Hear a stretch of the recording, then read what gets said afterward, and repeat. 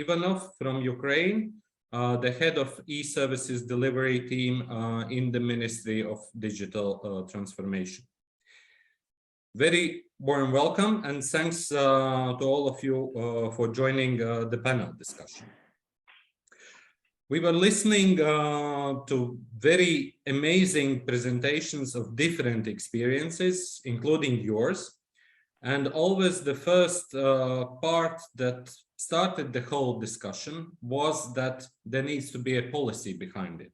We are not just running into developing the digital services, we are not establishing the one-stop shops, but we are really starting with thinking and deciding on what is our policy.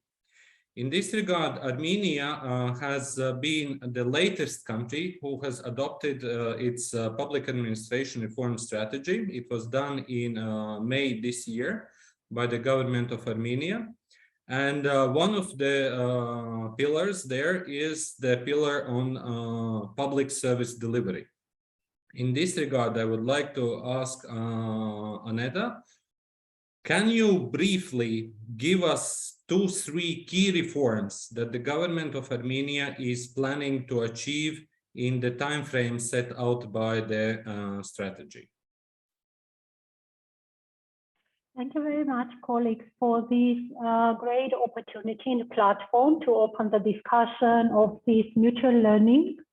The report that the SIGMA team delivered is quite a helpful one to learn, to understand, to analyze what we are doing, where we stand in the region, etc. As you have rightly mentioned, the service delivery reform is the critical pillar in the overall public administration reform strategy of Armenia, which is really a very comprehensive one, covering both the policy and strategic planning pillar, the human resource management and public services, and also institutional and functional modernization of the state. I would probably not say a news for everyone in this platform because these concepts I have heard throughout today from different colleagues during their speeches that service delivery is not only just a functionality of the state and the obligation of the state towards citizens to effectively operate their rights. So, but service delivery reform is a vehicle for the state and for the government to modernize itself as a bureaucratic machinery in this digital era.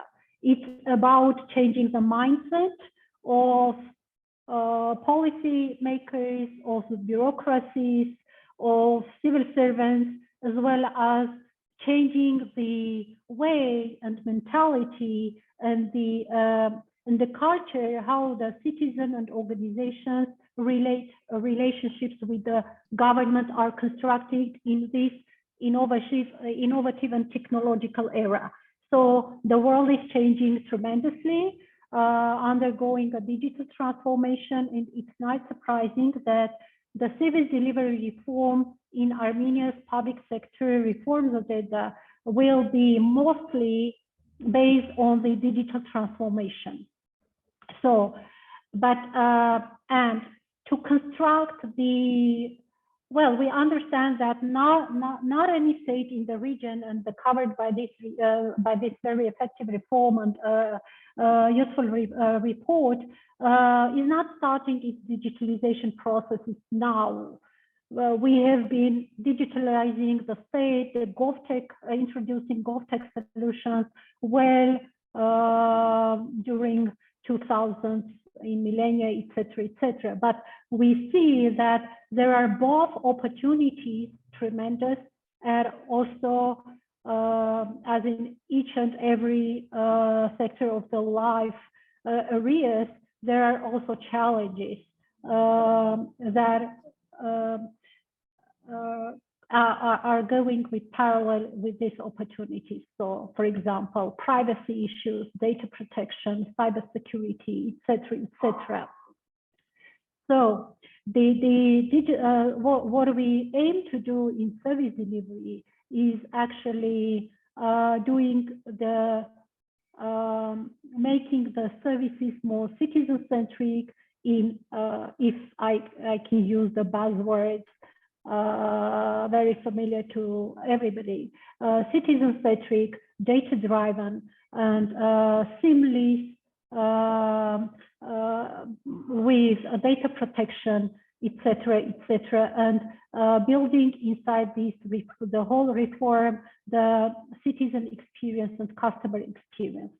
So, in particular, you've asked to mention 3 dimensions, critical dimensions. I would say one critical dimension is the legal, administrative, and institutional dimension, so that we know for sure who is responsible for what in the whole service delivery reforms, policy making, institutional capacities, and mandates, and etc., quality assurance, etc. So, and the legal background of all the service delivery and data policy. So, another critical dimension is, of course, services re-engineering and optimization. And from this point of view, we will look forward, we will very much connect this reform stream with overall society and economic efficiency, because we want the market to be part of this service reform thing. So we will try to really review and revalue how state delivers the services itself, and we will consider various omni-channel delivery delivery in this service reform. Another critical element would be physical infrastructure, of course, the accessibility of availability of services, and modernization of physical infrastructure to have the whole of the country accessibility and availability of service delivery. Backing to this, connecting these 3 streams, it's the data policy would be one of the critical aspects, and the legal framework, building the legal framework for all the service reforms to happen effectively. Maybe I will stop here. If there are questions, I will be very happy to address them. Perfect. Thank you very much, Aneta, for setting the whole background, I would say, for the whole panel discussion, and also reiterating that service delivery is not a simple policy. It is cross-cutting, it's very horizontal, and it touches on very many aspects. And I was actually very glad that, despite you were mentioning that digital transformation is like the core of the approach, that one of the critical starting points would be the service reengineering and rethinking on what you do, how you do, etc.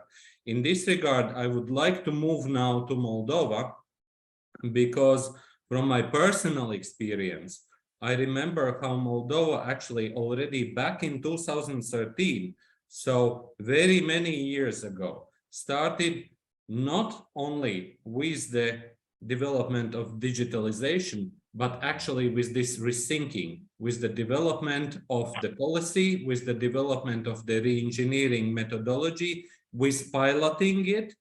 So in this regard, I would like to ask Esano, Mircea, what are the key 3 probably selling points or key 3 experiences that come out of this amazing job that Moldova has been doing in terms of the public service reengineering? How has it helped you, and why you would advise it also to the other countries? Hello, everybody. Thank you for having me, Nick and SIGMA OECD team. Congratulations for an excellent study.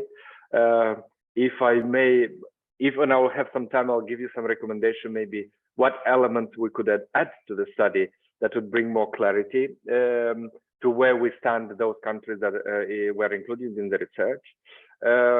One thing that I would like, before answering your question, I would like to point one important thing.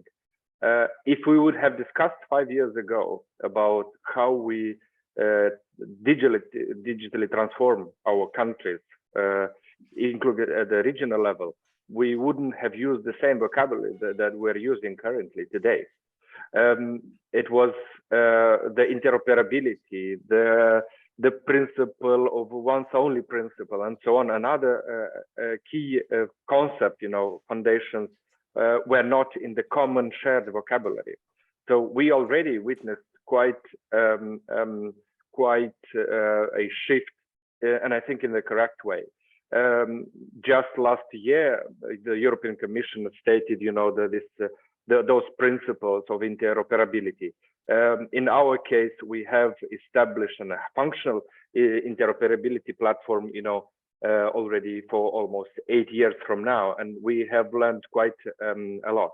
But now, if answering to your question regarding the engineering of the problem, we basically, with this digital transformation aspect, we started, I would say, more in an intense way in 2011, 2010. That was basically the key turning point when we initiated basically thinking conceptually and trying to build the core foundation of the digital government, to happen.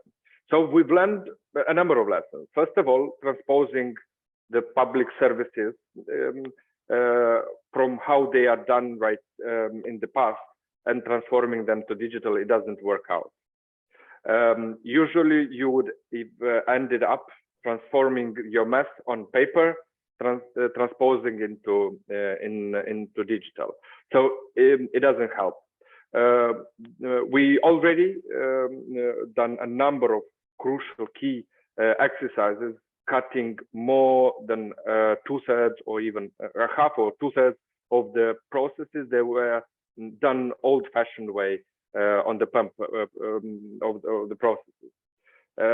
Secondly, we had the sort of a number of bottlenecks that didn't help us speeding up the processes. And one of these was the fact that different public institutions didn't have the same and common standards how to develop the new and provision of those services. Plus, you have the conceptual change when you basically provide the services at a desk and migrating it to self-service, basically, which are conceptual things you have to change while doing those things.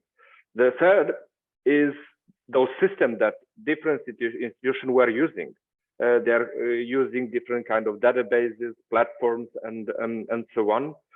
Either we have a different and big gap of the maturity, of the digital processes internally in institution. For instance, we have one life event of birth. You definitely need to have the Minister of Health or that specific medical institution to be part of the process, triggering the action of the life cycle. So we ended up with the conclusion that we have to pool those capacities, the competencies of specific public service providers, to bridge the gaps between those who go forward. And the other, there are more, but I will limit myself to this one. Before, and I think even a few years ago, the principle of financing the digital services and re-engineering basically was based on a residual budgetary planning. Basically, if you would have sufficient money, some left, you'll then do. So it was never a priority. That is why today we have maybe we have a deputy prime minister for digitalization, and this is specifically to align the policy, the standards, and both the action against the priorities. What are the core services that have to be re-engineered and digitalized, and then to pull the other institutions, public institutions, either Ministry of Health, either the police or other public institutions that have a part of the contribution to the process. I'll stop right here because I think I've run out of those 3 minutes. Thanks a lot, Mircea. Again, a very good and very solid wrap up of the whole benefit of actually going towards the service reengineering as actually a basis for any further development of the services. And with this, I mean, we had been hearing the word digitalization, I think, almost 50 times during this different presentations. One of the, I would say, flagships in the region or most widely known applications is definitely the application that was developed in Ukraine by the Ministry of Digital Transformation, and it's called DIA. So Держава и я, state and myself, or state as a citizen. Knowing the wartime realities that Ukraine is facing, Dennis, can you give us the selling points or the key things that actually how the DIA application and the DIA service portal has actually ensured the resilience of service provision to the citizens of Ukraine during this very, very difficult time? We don't hear you. Sorry. Can you, Dennis, can you switch to original language on Zoom? Sorry.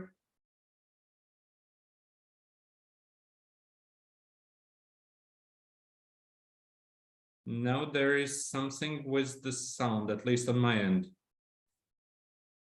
Yes, did you activate your microphone? It's on the left, in the bottom of your screen. You have to maybe go to the, still on this button, go to audio settings and allow Zoom to access to your microphone.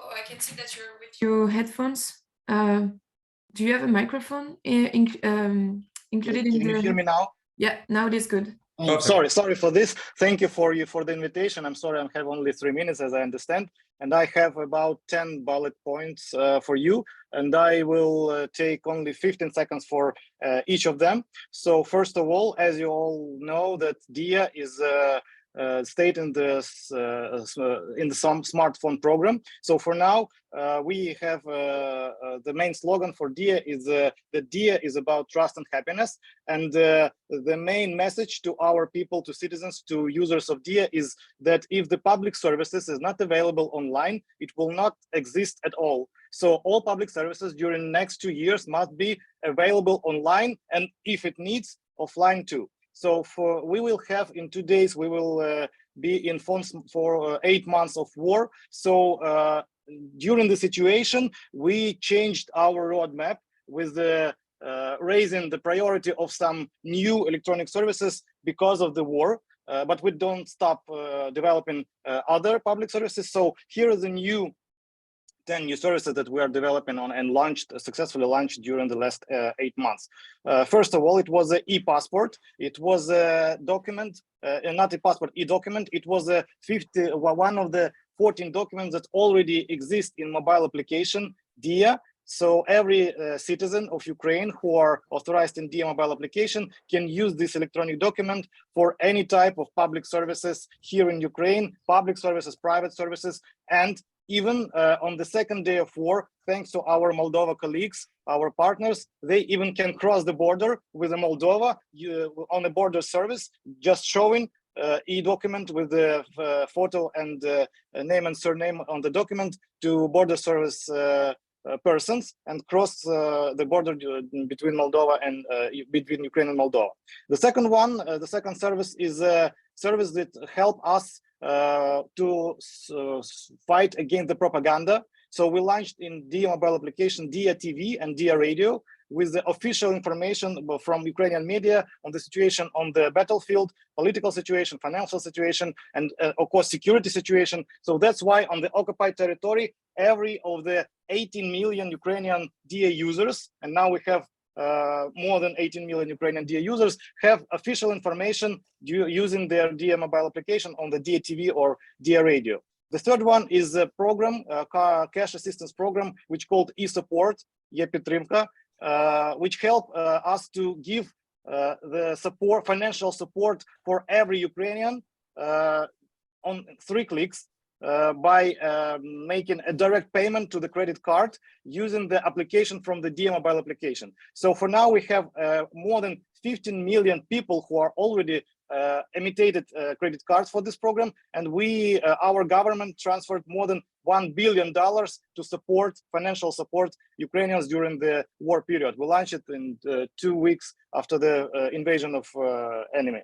The fourth service is a service which help Ukrainian military forces to know about the geographical location and the geographical location of the enemy, of the weapon, and the enemy movement. We call it e-Vorog or e-enemy. So every user of the DIA mobile application can send the information about the weapons of the enemy or some enemy troops with a geographical location, with video or photo, and even text description about this situation. And our military forces receive this information and make a great decision, as you know. The fourth one is the problem that after the invasion, unfortunately, we have a lot of damaged properties because of bombing. Even here, where I'm now, I'm living in Irpin. So when I watch, look over the window, I unfortunately will not see any neighbor house. So for now, we launched a service which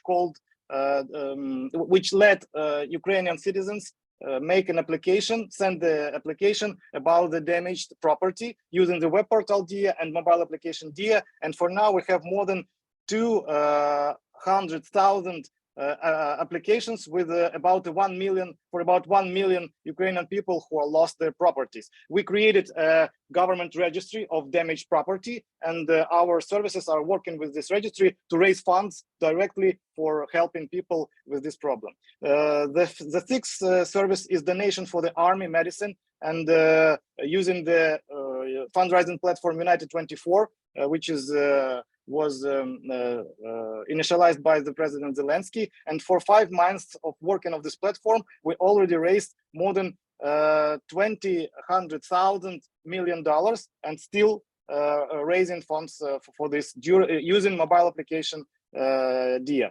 The second one is military bonds. We launched it 2 weeks ago. So every DIA user, every Ukrainian can buy military bond to support the Ukrainian government, Ukrainian economy, just in 2 clicks, just sending a request and paying for this military bond and receiving this military bond to his smartphone. So for now, we have sold more than 60,000 military bonds for the more than $1.5 million just for 2 weeks. The eighth service is we are working on and launched last week was a mortgage for the Ukrainians. Also available for now using the web portal, and in next week, I mean 2 weeks, we will launch it from the DIA mobile application. So in 1 or 2 clicks, you can send your application for getting mortgage from the bank to buy a house, for example, or flat. The 9 ones is the service that my team is working on. It's a delivery of a scenario where international or domestic partners can work with DIA. It's validating of electronic documents. It's sharing the information from these documents for any purposes. For example, sharing with a PDF format or metadata format sharing with a JSON script. Also, electronic signature. Every DIA user have its own electronic signature inside of mobile application and can sign any type of electronic document or authorize on any type of web portal, native mobile application or chatbot using this electronic signature with liveness detection and face recognition procedure, just clipping the eyes and entering the PIN code. So already now we're working with a request from the 84 international or foreign partners from more than 15 countries who are now on the line and want to integrate DIA services into their processes. For example, it's for foreign banks, insurance company, retail companies, even car sharing services from Germany, Poland, Norwegian, a lot of countries who are now sending us requests to integrate this scenario to their processes. And the 10th, the last service which we are working on is that we are launched DIA worldwide Slack environment. We have there more than 20 countries and international organizations such as UNHCR, UNDP, UNICEF, a lot of more, where we share all our information, all our knowledge about the digitalizing of electronic services, and we helping to integrate the services into their working process. And two basic bonuses for me, just 30 seconds. The first bonus is that for now we are helping Estonian government. Everybody know the level of digitalizing in Estonia. So now we are helping Estonian government to develop government application for citizens on the framework of DIA mobile application. And our technical team are now mentoring this process. And the second bonus is that with the Polish government, we are now working on the first cross-country electronic documents sharing. For example, when Poland or Polish person want to share his driver license in mObyvatel mobile application, he can make it, just keep clicking two buttons on this mobile application, and this document will be automatically sending into DIA mobile application. The same situation with Ukrainian. So every Ukrainian will have the possibility to share e-passport, driver license, tax ID, and other documents to mObyvatel mobile application just in a couple of clicks. So it's a really brief description. I have a lot of information for every kind of these services. So if it will be possible, I can prepare a presentation for every type of this service. Thank you. Dear Dennis, many thanks for a very comprehensive presentation of amazing, there is no other word, I think, amazing job that the Ministry of Digital Transformation of Ukraine has done during the wartime, during super difficult environment, and making sure that the citizens of Ukraine can really benefit from all of the different services during the wartime, plus also, of course, support its army that is currently on the front lines fighting the enemy. So thanks a lot, Dennis. But what I also grasped at the very beginning of your presentation was the slogan for DIA, trust and happiness. Trust and happiness brings us to measuring our customer satisfaction, because it's not only enough that we have policies, that we try to improve the services, that we digitize them, but it is super important also to somehow measure whether our citizens are happy with the things that we are providing to them.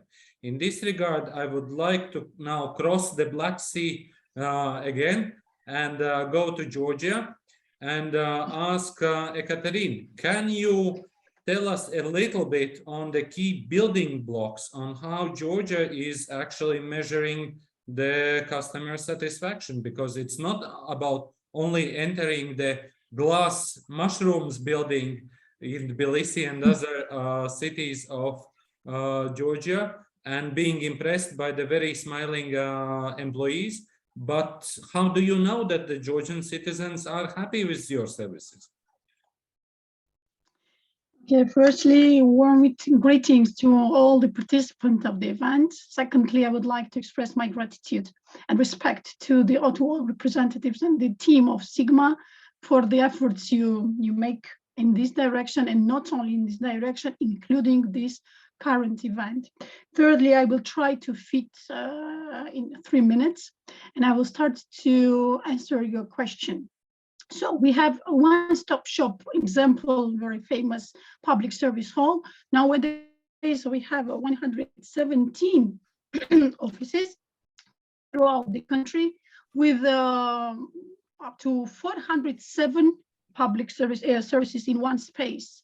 So the constant monitoring and optimization of quality standards and services and customer satisfaction is the crucial factors in ensuring the high quality service delivery. So we have a few directions.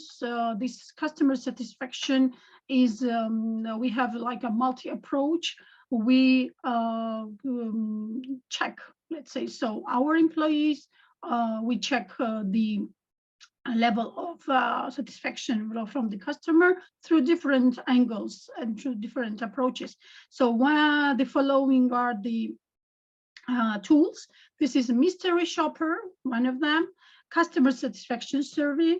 We also have a special queue electronic monitoring system, and I will extend a bit what it is, how it helps us.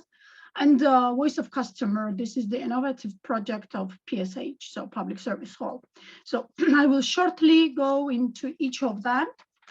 So this is the mystery shopper, everyone knows this, and I would like just to underline the results gained through the analysis or through the research brought by mystery shopper. So it's like a cycle.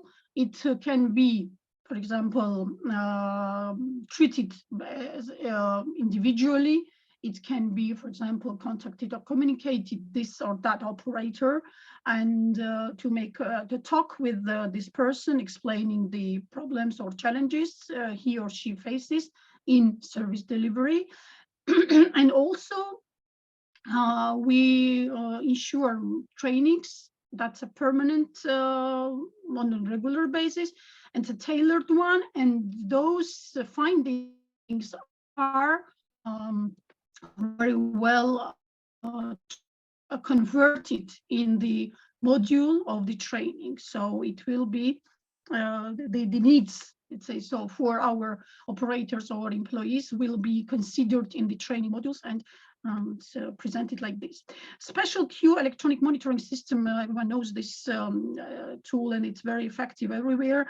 So it gives you the time of for example, the waiting time is the average waiting time, and transaction time. So you know the concrete time, so it should be met. If it's not met, then it means that there is some problem, and then you can immediately identify the problem and then to work on the improvement of the challenge or obstacle or difference that the customer faces in the process. So that's a really effective tool.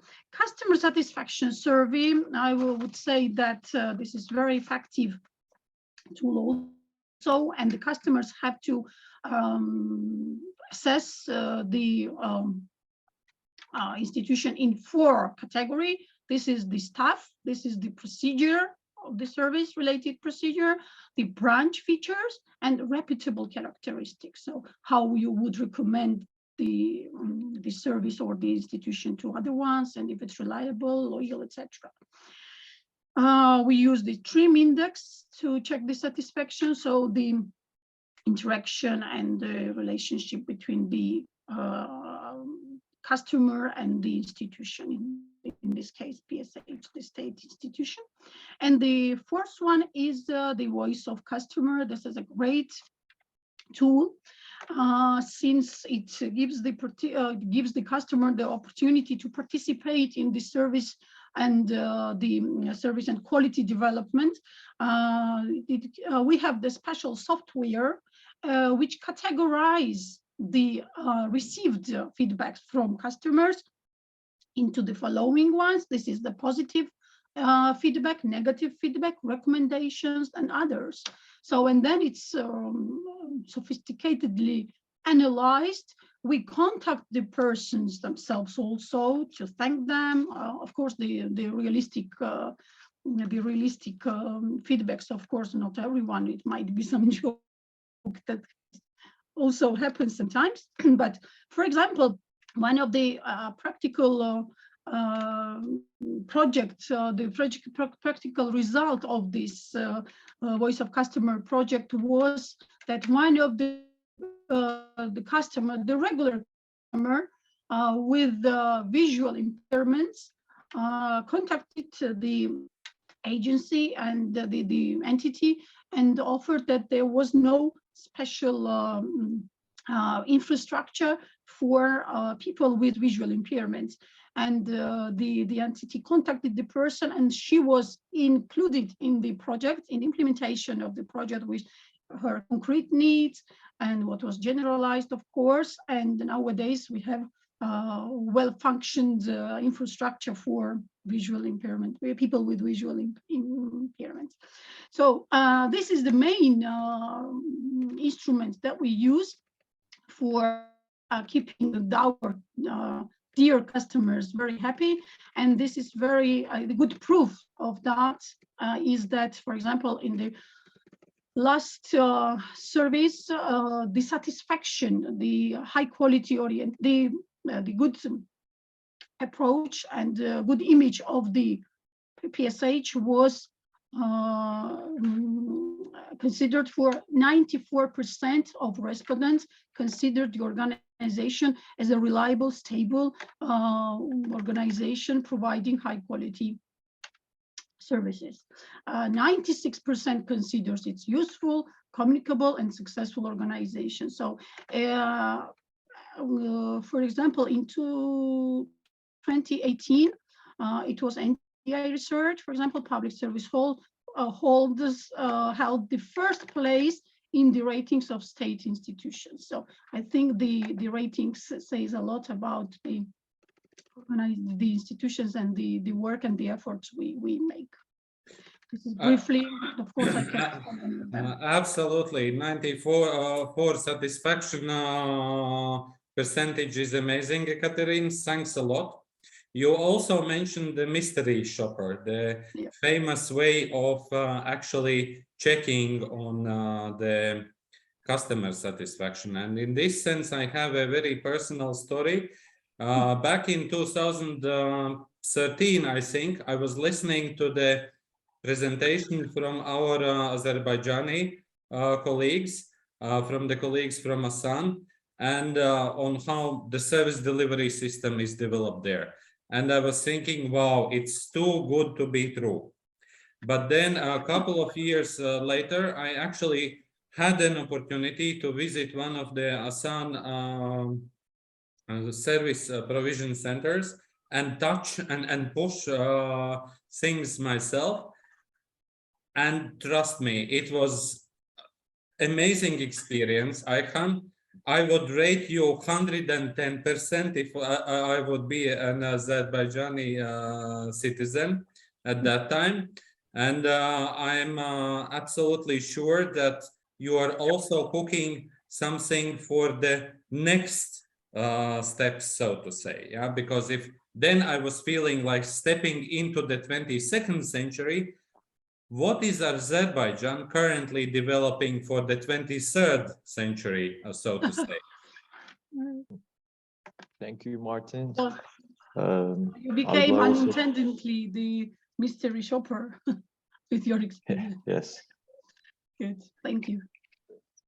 Thank you very much, Martins. And I would like to, first of all, thank the SIGMA team, the whole SIGMA team and the group of experts for providing such a detailed report. We enjoyed a lot when reviewing it. And I'd like also to thank you for providing this kind of platform where you can hear different experiences from different colleagues, different countries, all at the same time. This is very, very helpful and rewarding. Thank you very much. Very interesting question you asked, Martin. So right now we are also working on something special, at least for Azerbaijan. We have 3 different portals functioning right now independently and quite successfully. First one is the portal where citizens request electronic government services, which is eGov portal.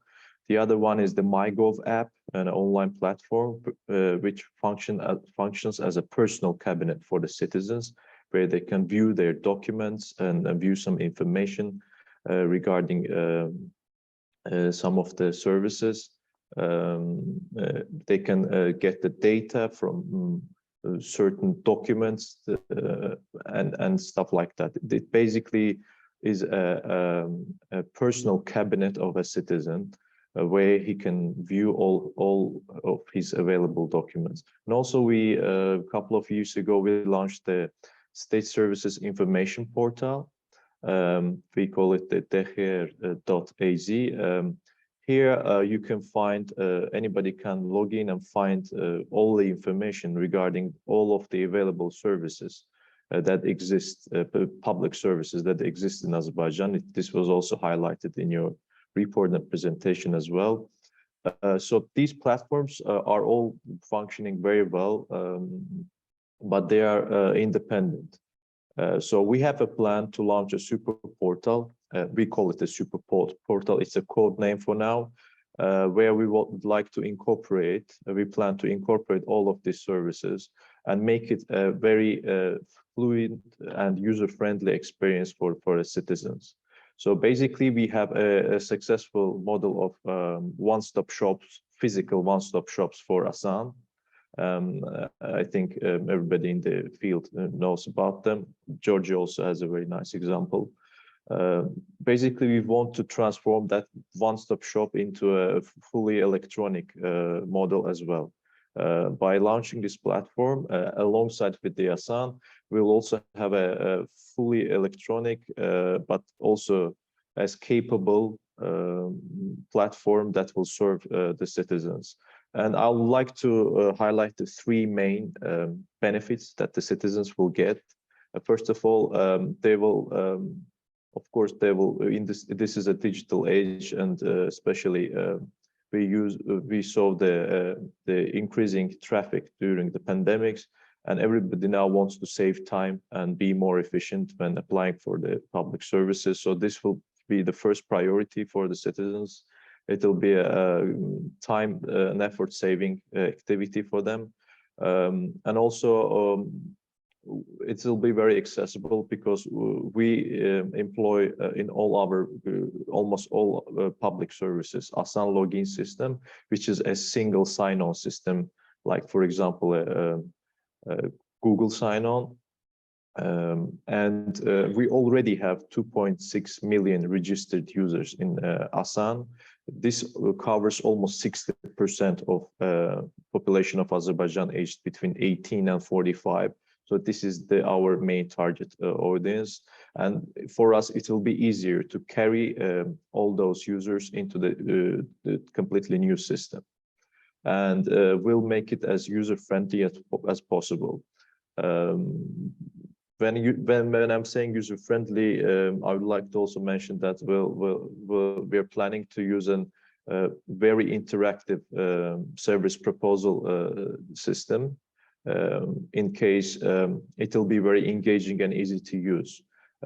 We always discuss, and I think everybody agrees that the public service isn't as effective or isn't good if the citizens don't like it or don't use it. So I think this usability and easiness of accessing this any particular public service is a very big priority. And by getting the data from this state services information portal about all of the government services will basically guide the citizen who logged into the portal by asking him questions through a AI guided bot.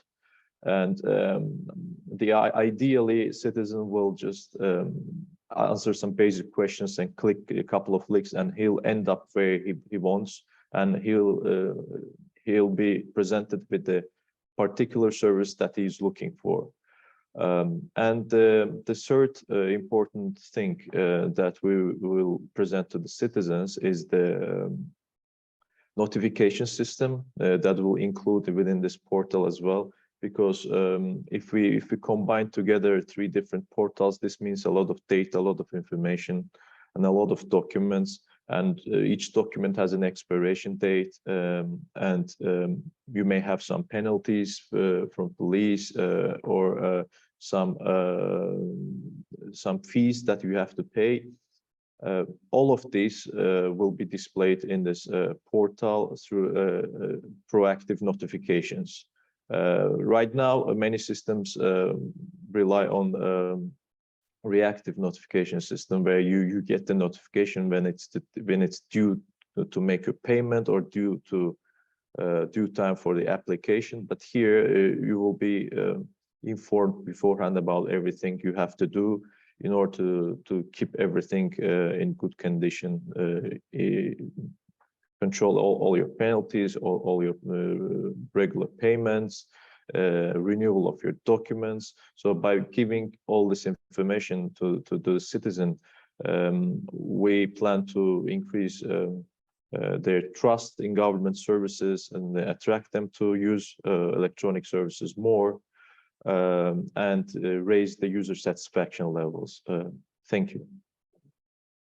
Thank you very much, Ayhan, for setting the future, if you allow me to say so.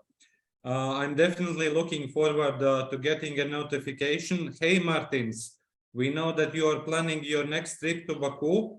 Don't forget to use the e-visa system to renew your personal data as a non-Azerbaijani citizen, of course.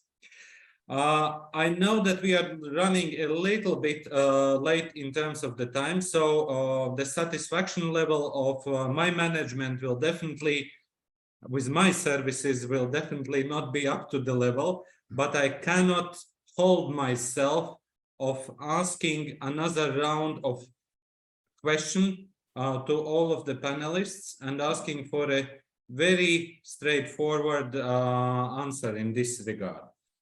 Imagine that we have been teleported into 2025 or 26. You are receiving an email from Nick saying, hey, we are renewing our service delivery study in the Eastern Partnership region. And we would like to present one flagship initiative to describe the success of your service delivery reform efforts. Ekaterine, what would be this one key flagship initiative that you would point out to Nick in the email?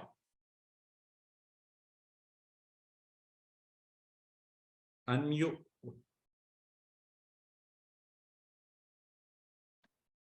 Can you hear me?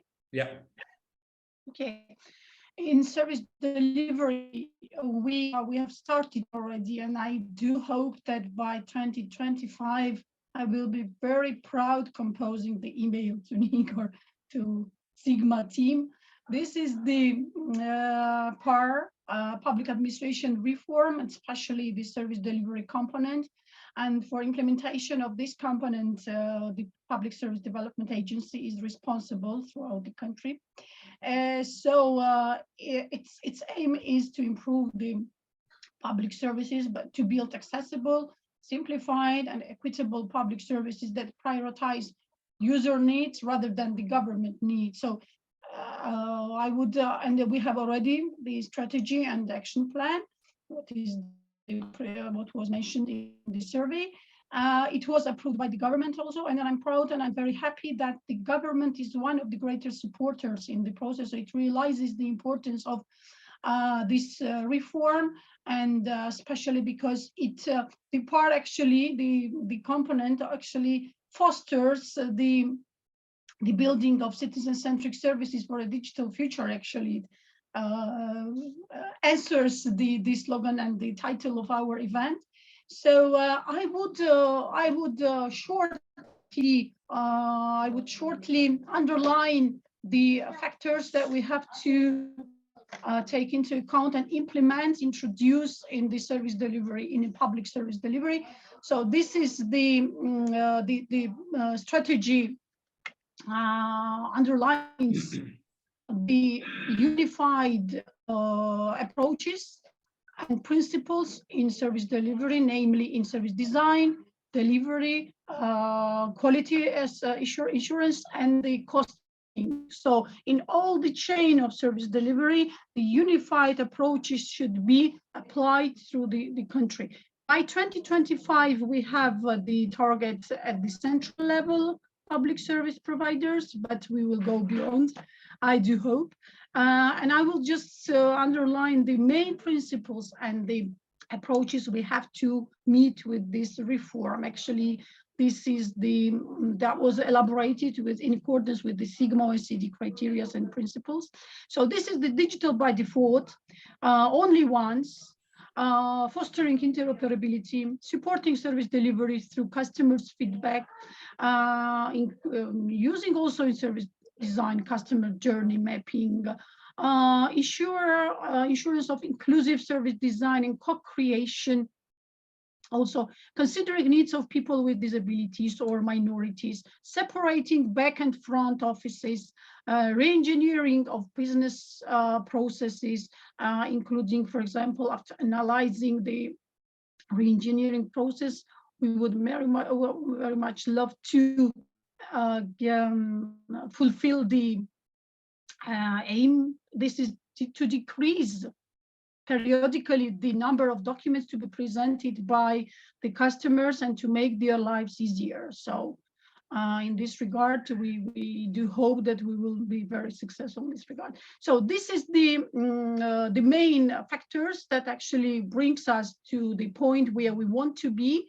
And the main point is that to ensure that the public service, the public sector applies the unified approaches in the whole system of service delivery. This is briefly. Perfect. Thanks a lot, Ekaterine. So Nick has taken note that by 2025, full compliance of Georgia with the SIGMA principles of public administration in the area of service delivery for Georgia. Noted. Looking forward to that email. We have some indicators. We have the indicators by 2025. So to meet the criteria defined by the action plan, then would be great. Let's move to the other emails, Martins. Exactly. Actually, not emails. I am, as a country manager for Ukraine, I'm really waiting for the moment when I will be able to go back physically and not only virtually to Kiev. Dennis, what will be this one flagship thing that you will send in an email to Nick or present to me when we meet in Kiev? Everyone welcome. When you will feel safe, we are waiting for you here in Ukraine. I think that we have three main points about the year 2025. The main point is that we are talking about the last 3 years, that at the end of this period, 100% public services are available online for every Ukrainian citizen. And adding to this, that all of these services are based on the predictive services are based on the predictive analytics and customers' feedback. So it's not a service for a KPI, it's a service that really help people to live in their country and to feel the trust between the citizen and the country and the government. The second one is goal is the DIA quality management system based work perfectly based on the NPS level, voting for the services quality online right after they're receiving the service. I mean, in the mobile application, world moving to the mobile, unfortunately not into the web portal. The third one is that SLA-based procedures for administrative centers and the persons for this who work in these administrative centers. Of course, mystery shoppers. It's a best practice, and interoperability of the registries inside of the country, and of course the possibility of scaling all these sectors.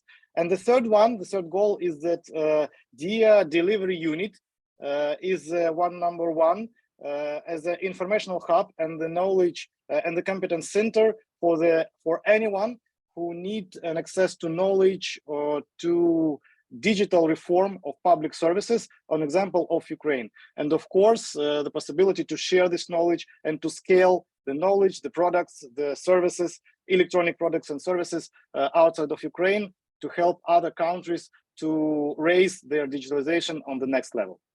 Thank you. Thanks a lot, Dennis, for the very ambitious 3 indicators. We definitely took note of them. And we will be following up, and definitely not only on that. Mircea, imagine we are sitting in the downtown Chisinau, probably Stefan Cel Park, the central one, and you are saying to me and Nick, look, this is what I promised to you in 2022, and the thing that I promised is what? I would thank you. I would a little bit rephrase it. I think, sorry for being quite modest, but to some extent, I think one thing that lacks the study is how we stand against the European countries, EU member countries, in terms of digitalization. Because I'm fairly convinced that we have, as a region, and all countries presented here in the study, have quite a lot of things to share actually to EU countries. There are some of us, or not even more, no, all of us stand, how to say, well above a number of European countries. So what I expect in 2025, the way how we unilaterally accepted the DIA application for corresponding Ukraine, I really hope in 2025, all the countries here, including, first of all, Moldova and Ukraine as EU candidate members, we want to see, we have a common problem for the region. We have quite a lot of our country citizens living abroad and living in European Union. And now with the war in Ukraine, they have their tragic number that is abroad, and most of them are in Europe. In our case, it's, I think, at least 20% of our citizens are now in EU as well. So I really want to hope that in 2025, all those interoperability platforms that we are currently having in all those countries present here are interconnected with the EU interoperability platform. I really want to see our electronic qualified signature recognized by you, because we're also doing business annex our platforms that we're currently working. Ukraine has already are compliant with EIDAS standards and can be used in crossing border and so on. I think, yes, we do have our homework that we have to do in increasing our public services, but we're also obliged to those where sort of we were. I was really thinking why we're a little bit more advanced than a part of the European countries in the sphere of digitalization. For us, it's not only a way to improve the public services and fighting corruption as well, and bringing transparency, but also a way to keep a connection with our own citizens. For us, it was a necessity as state, to develop, including the electronic signatures and the ID wallets and so on. We want to see those platforms, how to say, interconnected with the EU member states, first of all. This is what I would like to see in 2025. Perfect, Mircea. Thanks a lot for lobbying for the whole region and pointing out actually that it is not only about the countries, but as we heard also from the colleague from DG Digit, it is about really cross-border cooperation that we are indeed trying to promote with our assessments, with our studies, with events like today. So thanks a lot for pointing out this ambitious goal. Now, I am going to Aneta, Armenia. If you can say, what is the promise for 2025 from Armenia? Well, thank you very much for this opportunity. I would say more. What we have promised to the citizens of Armenia goes beyond 2025 and is our target is set for 2013 even. And you can easily find it in the past strategy on service delivery. So for 2030, we have declared that we are moving towards digital state. So what this means in practice? It's amazing how the knowledge transforms across borders, and all the things that I have heard during today's session, this very useful session, is that all the ideas, targets, and milestones and deliverables and interventions that I have heard from my colleagues in different countries, actually Armenia is also committed to deliver and to integrate the ideas and these kind of interventions into the service delivery reforms in Armenia. But what is the news? Maybe not the news for the world, but what I would like to underline is that we actually went beyond GovTech and digital governance. Our new concept that we have adopted is e-society and e-economy. So we are currently not very much focused on only digital services, digital gov services or GovTech solutions for the overall government efficiency, but to create the both legal, institutional, and infrastructure ecosystem for the country and economy to move to digital state and digital economy and digital society. What this means in practice is that, for example, instead of going with eGov or Gov services platform, where all the government services will be available online, we are targeting to create the secure, seamless, proactive, and convenient, and for personalized services, the electronic national service platform, so that the private sector, individuals, and enterprises are on board. And for that matter, we are currently intensively working on the authentication and secured identification, EID, Smart ID gateway that will host not only the government services, but also private enterprises. So from that perspective, we had a sort of innovative approach. We adopted an innovative approach to receive on board the central bank with this whole process and way forward with this digitalization, and also financial institutions, and to engage financial institutions, financial sector, and also the telecoms and the key industries that can be role players and stakeholders of this whole reform and initiative. So this is for us really very,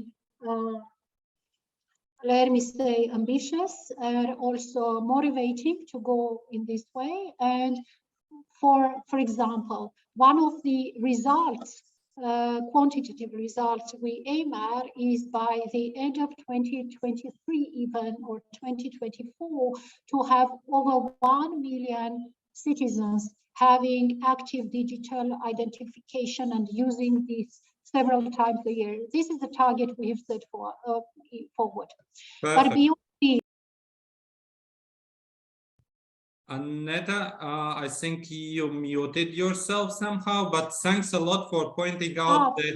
Sorry, but one thing I would really personally be proud of is the way we managed to establish the cybersecurity, civilian cybersecurity operating center in this whole ecosystem and infrastructure, because we really think that this would be a critical guarantee for our vision to be ensured and implemented, because there should be somehow a trust built between all the stakeholders, the private sector, citizens, and also the state, between the state. So thank you. This is all my side. Thanks a lot. So 1 million we noted, digital state where everybody is on board we noted, and definitely we noted the issue of the cybersecurity, which goes hand in hand with all of the digitalization efforts. And I'm aware that our Ukrainian colleagues are actually now actively delivering special courses to the category A civil servants on cybersecurity. And I'm quite sure that you will have very many applicants, Dennis, also from other countries, as Mircea was mentioning, that would like to be participating and learning from the experience. But now, last but not least, Ayhan, you brought us to the 23rd century, as I told, by the super portal. Is there anything else that you will impress us in 2025? Martins, I think we also have some other ambitious ideas as well. So in the newly liberated territories, we have a chance to build everything from scratch because the government is building smart villages, smart cities over there. And it's kind of a platform for us to experiment and launch pilot projects. So what we have in plans is to have another physical Asan one-stop shop center, but now unmanned. So it will be fully automated.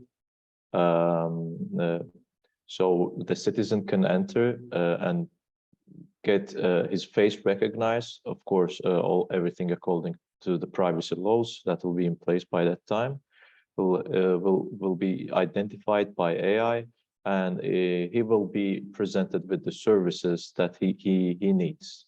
So it might be a telepresence kiosk or any other model, but this is what we have in mind. But of course, it was already mentioned, the physical element is important because especially in ENP countries, that there is quite a serious digital divide and digital literacy issues as well. We all the time we're talking about the know-hows, the advanced technologies, going electronic, but we also have to always remember to keep the physical part, the physical interaction for those segments of the citizens who are not yet who cannot reach these electronic services, or who are not skilled enough, let's say, to use the services. But nevertheless, we always have to push and find new ways, adapt to the new technology, use the new technologies that is existent, that is evolving. Because if you're calling yourself digital government services, you have to be the flag bearer in this field, and you have to make use of all these wonderful opportunities and also challenge that these new technologies bring. So this is what we have in mind. Of course, it's a plan for now, but I think as long as we successfully implement the digital unified portal, we can easily carry it to the physical unmanned service centers. Thank you.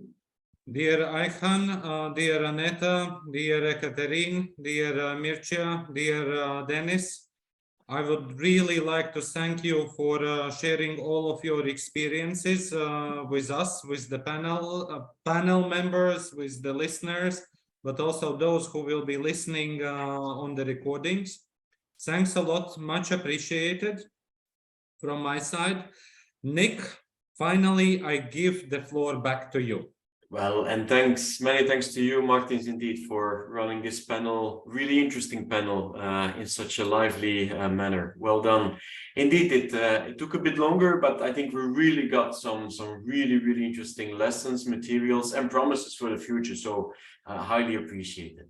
Now, with any further ado, and knowing that we will have other moments like this, let me pass the floor to Florian Hauser and Gregor Virant for the closing part, because I also know that Florian needs to leave for another meeting as well. So Florian, DG NEAR, please come in, Florian, with some Thank you very much, Nick and colleagues. So congratulations to a very good study, but it's quite easy to do a study, but it's very hard to produce something that you can study. So congratulations to the colleagues and the excellent work you did.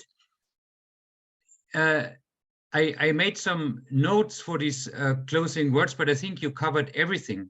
What I wanted to say was that the elephant in the room is cybersecurity. You probably heard that our partners and colleagues in the Western Balkans had some cyber attacks, and all the digital services that they made available did not work now for quite a while.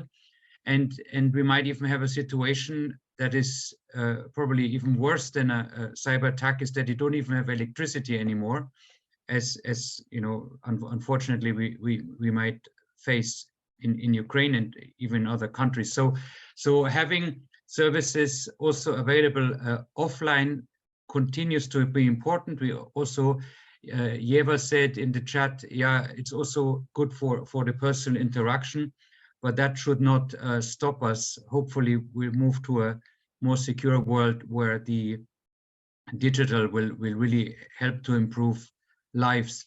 The other thing I wanted to say is, you know, move beyond the regular administrative services and provide appropriate services in the context. And then the impressive presentation by Dennis, where they really provide innovative services in the context of the situation is really amazing. We had a discussion with one of the best professors of public administration called Gerd Buchert, and he told us recently that 3 things matter for future-oriented public administration: is the ability to manage crisis, to deliver services, and to promote innovation, both within the administration and social innovation. And I think you are really demonstrating that you're doing all of this. And it's interesting how digital services can really lead also to social innovation, and maybe romantically when people get married online. But they're also on maybe even more serious topics. So thank you very much and congratulations to all. And I'm really looking forward to continuing this discussion. Thank you. Yes, I agree, Florian. Getting married online is probably not the most romantic thing. So this is, I would say, one of the services that will not remain in electronic form once the war is over in Ukraine, indeed. So I will be super brief. Everything has been said. Everything has been summarized by Nick, by you, Florian. I dare say this was a successful event. At least speaking for myself, I really enjoyed it. We heard so many impressive examples from the 5 countries. I was already impressed when I was reading the study, and I'm even more impressed now. I would like to say thank you to all the speakers, to all the panel members from the countries, to the participants online. Thanks once again to the European Commission for the continuous support. Let me just say at the end that SIGMA is happy to continue working with partners in the EU Eastern Partnership in this exciting area of service delivery and digitalization.